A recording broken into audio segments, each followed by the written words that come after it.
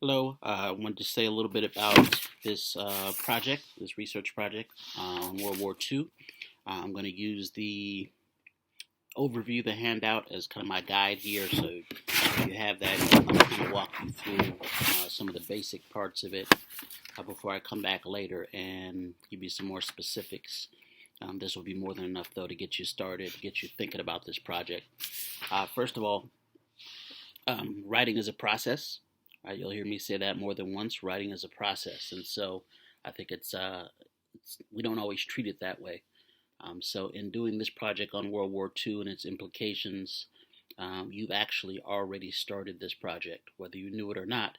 All of the reading up to this, ideas, discussions, visuals that have helped you arrive at this point can serve as background, can serve as context for you in writing, may even find its way into your introduction in your paper. So I want you to think about this writing process and what you've already accomplished so far.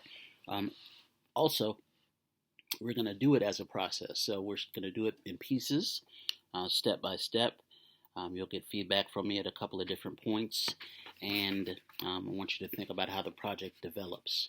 At this point, you should be thinking more in terms of questions. You should have more questions than answers, right? You haven't done a lot of the research yet that you'll be doing on World War II itself, so you should have more questions than you have answers. If you already had all the answers, you wouldn't need to do the project. You wouldn't need to read anything else or watch anything else. So that's not the case. So keep that in mind also as we walk through this. Writing is a process, and we are in that process.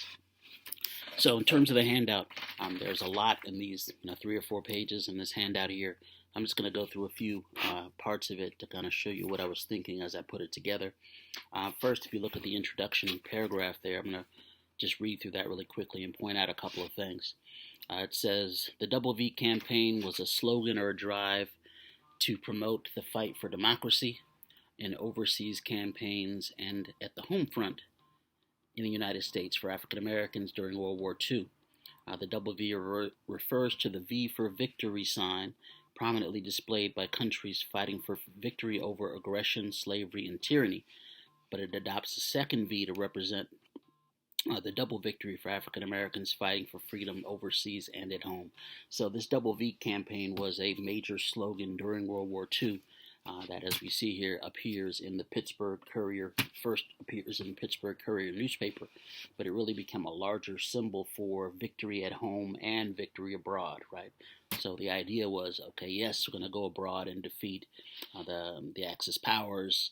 As Americans, we're also going to come back and continue fighting against problems here at home, racism in particular.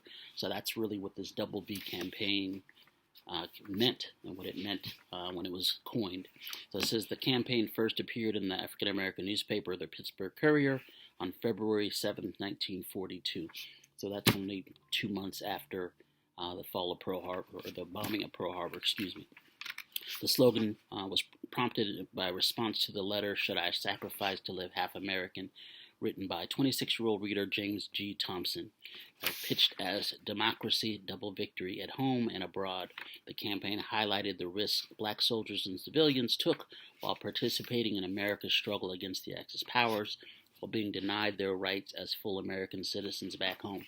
So again, what we're going to be doing is using this as a frame to understand this kind of moment in time.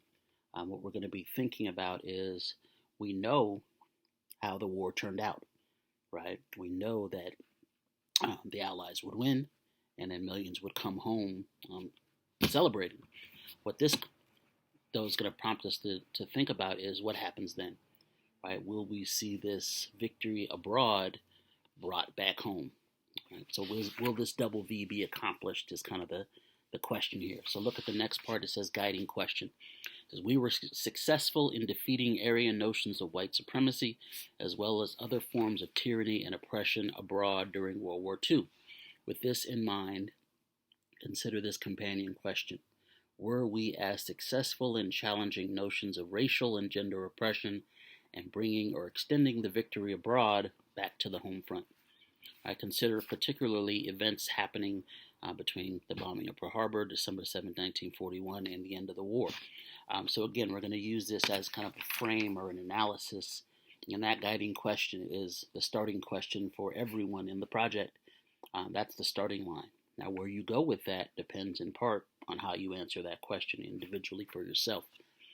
So keep that in mind. You're going to have some choice here. You're going to have some flexibility in how you attack this question and how you choose to answer it.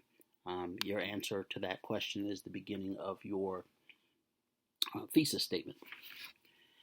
So, African American civil rights activism during and after the war as a separate but parallel to. You're going to consider that double V, right? Particularly sort of African American struggles.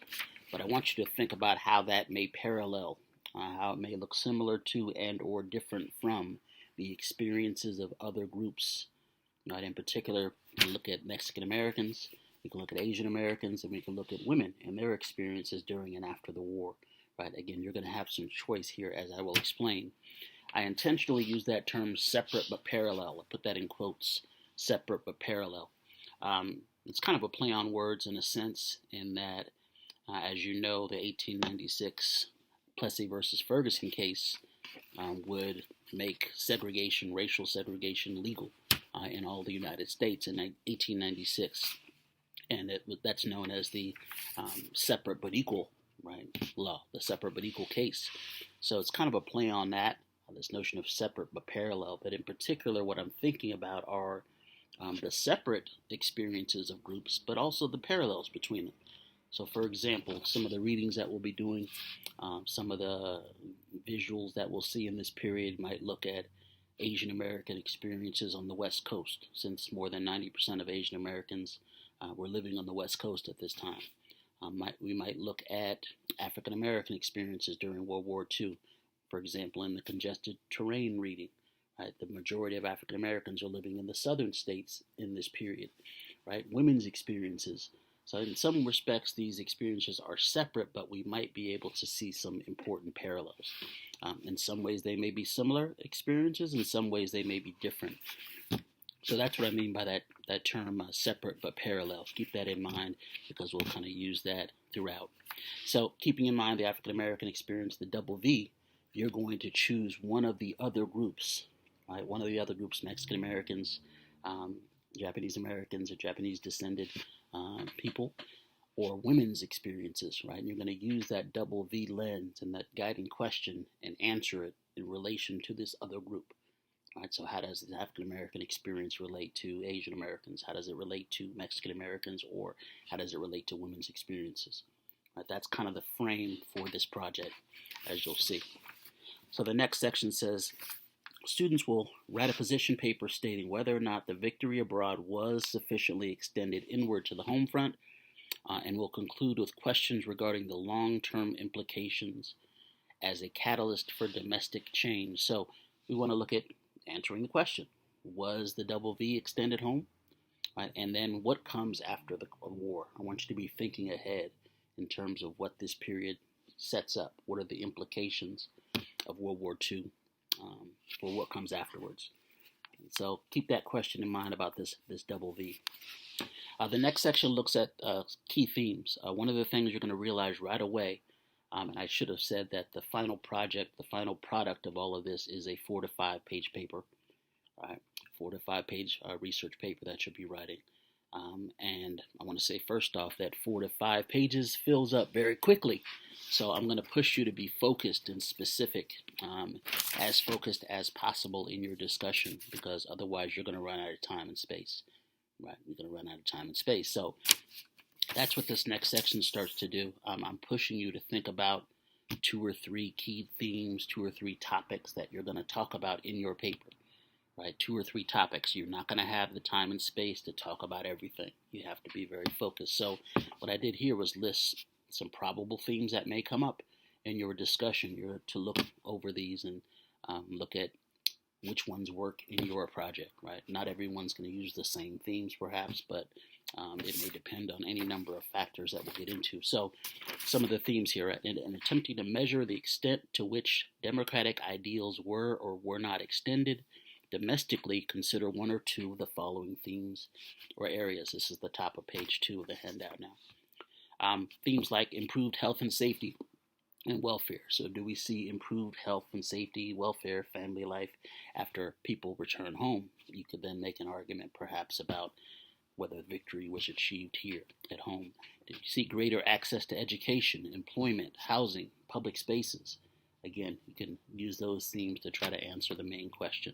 Increased access to political power, representation. Letter D, transform notions of manhood and womanhood and American citizenship. The war is going to help transform some of those ideas, so you can make a case about what you think that means in terms of the double victory. Migration. There's going to be a massive migration underway throughout this period that may help you answer that question. People moving, right? Especially the Great Migration, as we know, which is the African American migration from the South to the North and the West. Between 1910 and 1970, 6 million African Americans will leave the South and move to the North and West. So just as we talked about earlier, that separate but parallel discussion, when most African Americans lived in the South, right, 90% of them at the dawn of the 20th century, half of them leave in this period and go to the North or to the West, to cities, for various reasons. So maybe that says something about the double V, right? Maybe it definitely says something about the impact of this conflict in this time period. The next section says, one of the skills you'll need to complete this project is the ability to draw connections between specific and general information. Right? You're going to be looking at a specific question, you'll be looking at specific individuals and a specific group, but you're really making broader, wider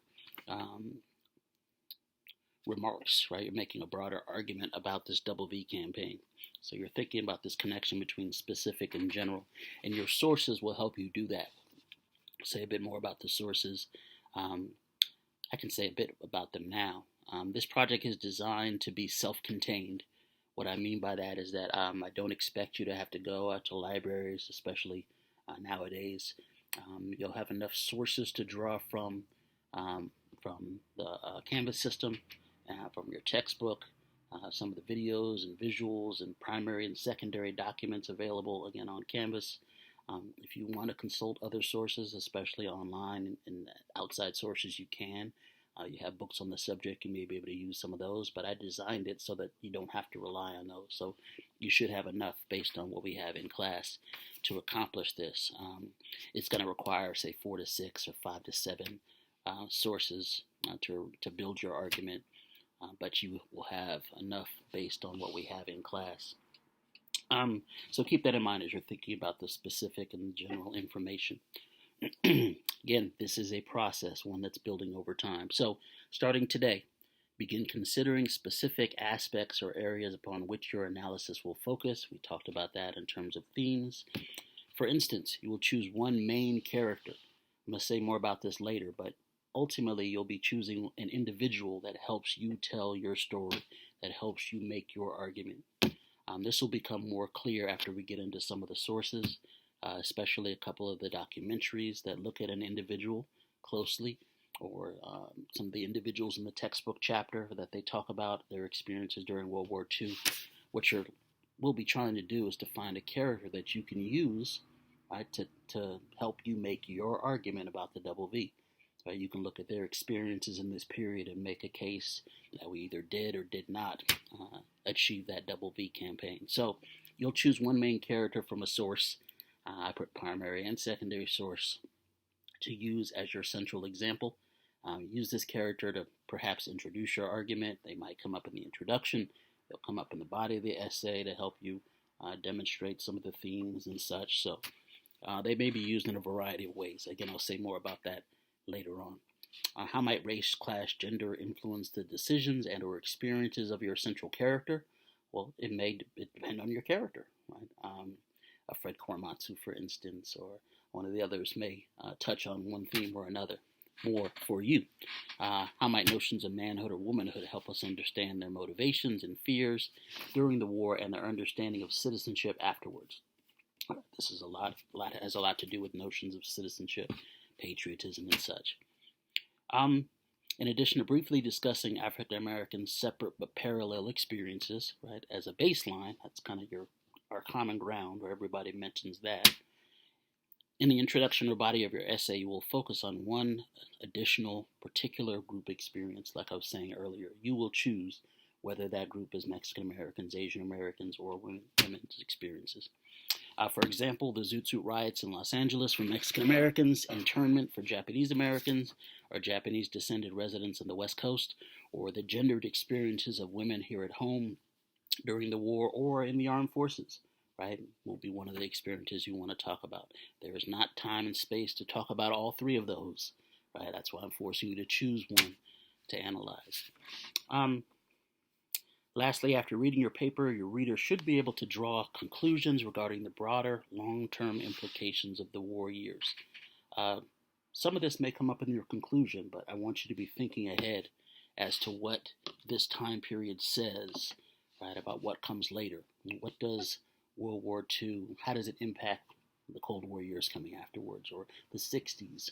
Right, that should be in the back of your mind even as you're learning about this particular time period. So we'll talk more about that as we get into that, especially into conclusions and such. In terms of sources, again, you'll have a wide variety, and you actually should begin kind of reviewing the Canvas module on this to see which sources you think work for you. I tried to build in assignments that reinforce this project. So the congested terrain reading that we'll all be doing will be helpful for this. The Korematsu video and questions will be helpful for this. The Zoot Suit Riots video and questions will be helpful for this project. Like I said, many of your sources are built into the class so that you don't have to go outside. What you'll notice next, I'm not going to read through all of this, but in the handout there is an outline of how ultimately this paper will look. So I just wanted to point out a couple of things there and kind of break down your introduction paragraph, and I'll come back with more specific instructions on this as we get closer to that. Thesis, what your thesis will look like. I'll have some more instructions specifically on that. You will have a thesis statement, and initially I just want a sentence or two, right, that you'll lay out your thesis. And actually I'm going to have you turn that in, and I'm going to give you feedback on that thesis. So you'll look at the instructions on developing that thesis there. It goes into what's in the body of the essay. The majority of the essay, the body section, will contain a couple of things where you make your argument. You'll tell me something about your sources that you've chosen in the body of the essay itself. So that's all laid out. And you'll have a conclusion, as I mentioned, that points to some of the implications of this argument. Last, but one of the more important aspects are tentative deadlines. You will see that there's a list of tentative deadlines there. You definitely want to keep referring back to this because, as I said, writing is a process. We are doing this in stages and phases, in small pieces, which eventually will come to a much better argument. It's my opinion that we say writing is a process, but especially as instructors, we often don't behave that way, right? We give you an assignment and say the paper's due tomorrow. Well, that doesn't give you any time to really develop an argument, to reflect on that argument, to revise it. This is why we're doing this over a couple of weeks. Right, so take a look at the various deadlines there. I tried to build in a lot of different deadlines in the proper order, incorporating some of the things we're already doing in class, right? Some of the assignments that we're already doing, so that you kind of see where everything fits and you can kind of keep yourself on task. Right? You'll have a little more than 2 weeks to complete the overall project itself, but it starts now. Right? It starts now, and really it started way back when we read those first two articles on Imagine Community and Tipping Point. Right? Those may find their way into this analysis as you're analyzing this Double V campaign. So it really started with the beginning of the class, but take a look at the tentative deadlines there, and we'll talk more specifically about them individually. Okay, so I know that's almost 20 minutes there. It's probably enough to get us started, but take a look at this overview handout. You're going to refer back to this throughout, and the first thing you'll start to do is to make sure you've read chapter 27 of the textbook, right, which covers World War II, and you'll probably be referring back to that from time to time for contextual information, for possible main characters, for other information about the war and about the home front more generally. Several of the videos that we'll be starting with, including the Korematsu video, the Zoot Suit riots, the congested terrain reading. It's going to be one of the first readings that you'll do. which will help you think about this kind of double V and the complications around that double V campaign as well. So take a look at the tentative deadlines and begin thinking about what your project is going to look like. Thank you.